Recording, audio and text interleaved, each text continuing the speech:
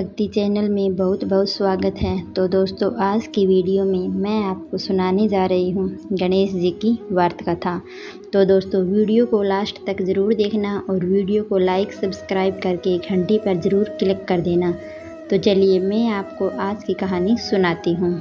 पौराणिक कथाओं के अनुसार एक बार भगवान शंकर और माता पार्वती नर्मदा नदी के किनारे बैठे हुए थे। बैठे बैठे वो ऊबने लगे तो माता पार्वती ने महादेव जी से सोसर खेलने के लिए कहा। इसका हल निकालने के लिए महादेव ने आसपास से घास के कुछ तिनके इकट्ठे किए और उससे एक पुतला बना दिया। फिर उसमें जान डालकर उससे कहा कि हे पुत्र, हम पार्वती के साथ चौपड़ खेलूँगा और तुम हम दोनों के खेल के साक्षी बनोगे। खेल के अंत में कौन विजयी होता है, तुम्हें इसका निर्णय करना होगा। उस पुतले से इतना कहने के बाद महादेव और माता पार्वती ने चौपड़ का खेल खेलना शुरू कर दिया। दोनों ने बारी बारी से 3 बार 4 चौपड़ का खेल खेला और संयोग से तीनों ही बार माता पार्वती की जीत हुई। जब दोनों ने खेल ख़त्म किया और उस पुतले से विजयी होने का नाम पूछा तो उसने महादेव को इस खेल का विजयी घोषित कर दिया। इससे माता पार्वती को गुस्सा आ गया और उन्होंने इस पुतले को लंगड़ा होने और कीचड़ में पड़े रहने का श्राप दे दिया। माता से श्राप सुनकर उस पुतले ने कहा, हे माँ, मैंने इस खेल का गलत निर्णय अपने अज्ञान के कारण लिया। मैंने किसी गलत इरादे से यह निर्णय नहीं लिया, कृपया मुझे क्षमा करें। पुतले की बात सुनकर माता पार्वती को दया आ गई और उन्होंने उससे कहा, 1 साल बाद यहाँ पर गणेश जी की पूजा करने के लिए नाग कन्याएँ आएंगी। उनसे पूछकर तुम गणेश व्रत और पूजन करना। ऐसा करने से तुम्हें मनोवांछित फल मिलेगा। इतना कहकर माता पार्वती और महादेव वहाँ से वापस कैलाश की तरफ चले गए। 1 साल बाद उसी स्थान पर नाग कन्याएँ आई। जब उन्होंने गणेश व्रत के पूजन की विधि शुरू की तो उस श्रापित पुतले ने उनसे इस पूजन की विधि बताने की प्रार्थना की। नाग कन्याओं ने विस्तार से उस पुतले को गणेश पूजन की विधि बताई।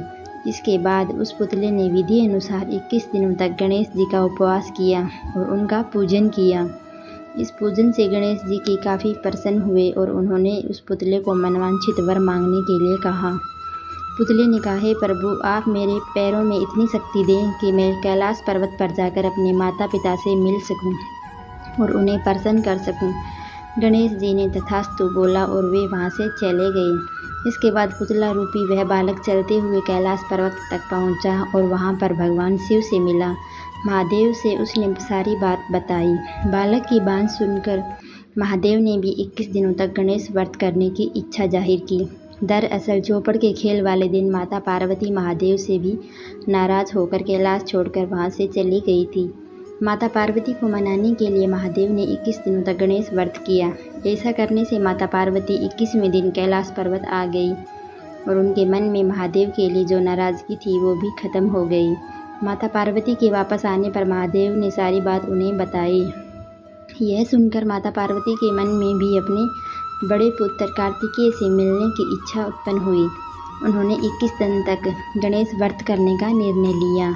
उस पुतले रूपी बालक द्वारा बताई गई विधि के अनुसार माता पार्वती ने 21 दिनों तक गणेश जी का उपवास किया और विधि से पूजा अर्चना भी की।